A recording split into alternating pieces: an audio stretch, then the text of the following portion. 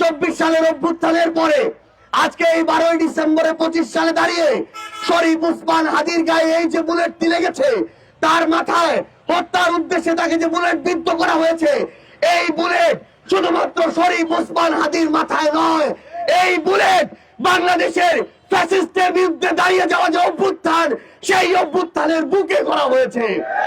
একটার পর একটা মামলা হয়, 10 জন 20 জন গ্রেফতার হয়, কিন্তু টাকার বিনিময়ে হোক, পিছন থেকে পলিটিক্যাল নেগোসিয়েশনের বিনিময়ে হোক, ওই আসামিরা, ওই খুনিরা একটার পর একটা জামিন পেয়ে গেছে।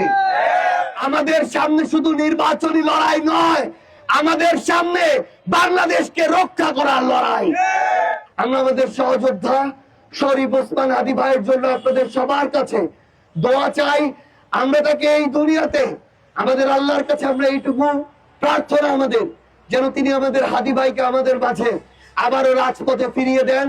কারণ আমাদের জুলাইয়ের যে স্বপ্নগুলো, আকাঙ্ক্ষাগুলো, আমরা শুধু একটা ধাপ পার হয়েছি, শেখ হাসিনাকে পতন ঘটানোর ধাপ।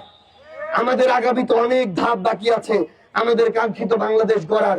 সেই বাংলাদেশ গড়ার পূর্ব পর্যন্ত আমরা সব হাদিরা এই বাংলাদেশের 1,47,570 বর্গ কিলোমিটারে আমরা আমাদের লড়াই চালিয়ে যাব। ইনশাআল্লাহ আপনাদের সাথে আমাদের আবারও দেখা হবে।